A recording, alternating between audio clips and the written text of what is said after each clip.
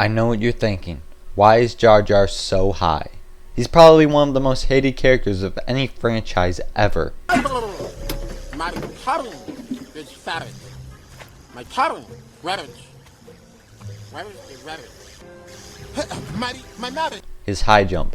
Gungans, along with a few other characters from LEGO Star Wars 1, have the ability to jump super high, which is pretty helpful seeing that half of the mini-kits in the first 3 episodes require the high jump to get it. Jar Jar is the only high jumper that can't fight though, so the chances are you're only playing him because you have to in the one story level he shows up in. One thing I hate about high jump is that in the original trilogy levels, they nerf the high jump big time. I know they did because the high jump wasn't in LEGO Star Wars 2, but still, high jumpers can only jump as high as other characters in the original trilogy levels. Haha, I know, the number, haha, 69. Huh. But anyway, we're on to Commander Cody.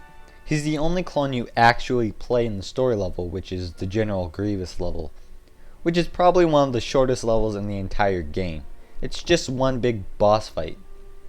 As we all know, the General Grievous and Obi-Wan fight scene involved pretty much exclusively those two, so in turn, Commander Cody is another filler character.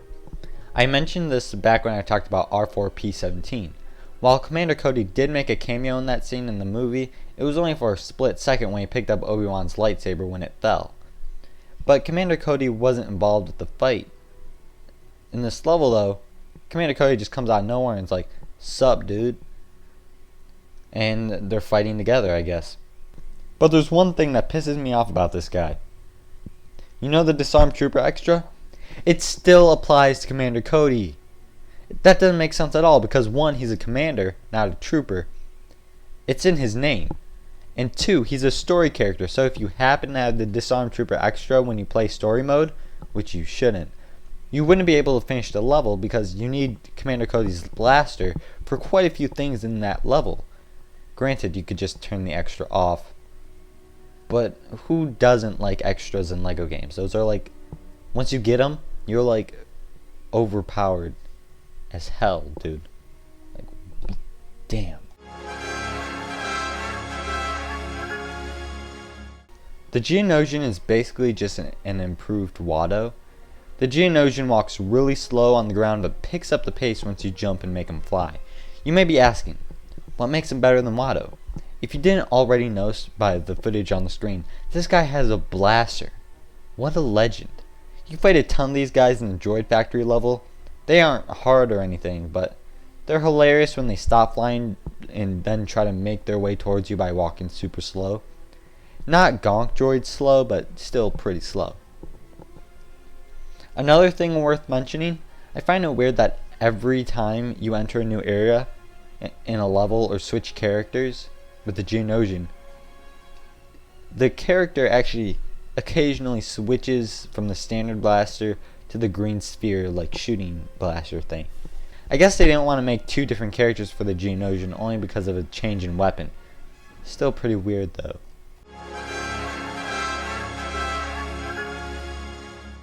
We all know why this guy's famous, and we all know why I put him high on the list. It's a trap! He looks really bad in the complete saga, I'm willing to admit, but I'm glad they changed his look for LEGO Star Wars The Force Awakens. Well, they changed everyone's look in LEGO The Force Awakens. Mostly for the better, of course. LEGO The Force Awakens is just a better game in general in my opinion, but I'll get to that in some other video. The point is, ACKBAR is high up on the list for his iconic line in Return of the Jedi. I'm glad he returned in The Force Awakens. Ah yes, one of the most beloved characters in Star Wars, CHEWBACCA. As much as I like CHEWBACCA, he isn't that great of a playable character in this game. He shows up in quite a few levels, mostly in levels from the original trilogy. He was shoehorned into the Defense of Kashyyyk level, but he was shoehorned in Revenge of the Sith too, so I guess it makes sense. The thing about CHEWBACCA is that he brings nothing new to the table. He doesn't have auto aim, and he can't dodge. When he's in close range, he'll rip enemies' arms off, so that's mighty different from pretty much every other character in this game besides this regular Wookiee character. He doesn't have any special abilities besides being able to use grapple points. What I'm getting at is, Chewbacca's great, but he's only in the levels because he was present during that specific scene in the films. You really wouldn't be playing as him as often unless you really like Chewbacca.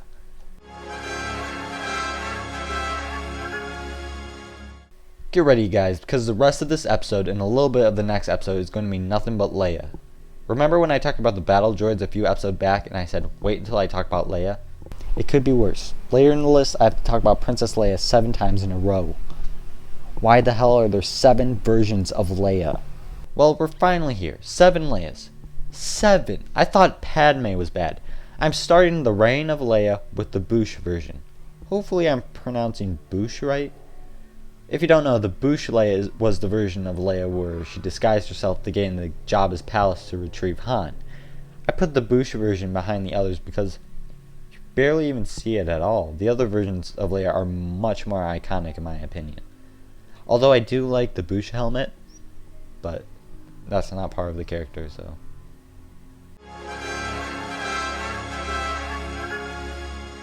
I'll be honest, I'm having a hard time trying to figure out the reason why this Leia is here. I think this version is the outfit in The Empire Strikes Back where Leia, Han, and Chewbacca were in that prison cell after Lando turned on them. I think? I'm not really sure at all. I think this is the version the character is based on. Actually, I'm sure this is the outfit she's in when she tells Han she loves him. I love you. I know. You never play as this Leia in a level, in fact you buy her in the store. Regardless, this Leia acts like every other Leia and therefore is nothing special.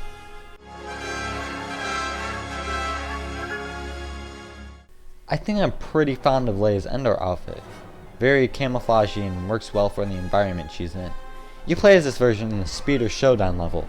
That level was okay in my opinion. It was a lot different from most other levels. They did a good job at mixing a character level and a ship level. The studs in that level specifically are huge compared to your character since you're constantly switching between the character and the speeder. Of course, the Endor speeders aren't on the ship roster for ship levels, which I don't know why. If Anakin's pod racer is on there, why can't the Endor speeder be on it? Anakin's pod racer looks ridiculous when you play ship levels that take place in space. Another Leia outfit I kind of like. The Hoth scenes in The Empire Strikes Back are among one of my favorite scenes in the Star Wars saga, specifically the Battle of Hoth. Leia was really watching from the sidelines in that battle, and Luke was like the only main character that really was actively participating. But Han and Chewie were busy trying to get the hell out of there, and Leia ended up joining them. I know I'm supposed to be talking about the character, but I kind of like how Luke's agenda was separate from the rest of the guys, and then at the end of the film, they kind of like their arcs kind of intertwined. Minus Han, of course. I mean, he was out of there. He was like literally out. Like he was on his way to Jabba's palace. This version of Leia is definitely one of the more unique ones. She traded out the buns for the more stylized hair. BESPIN was a great setting for Star Wars. A city in the clouds is the epitome of sci-fi.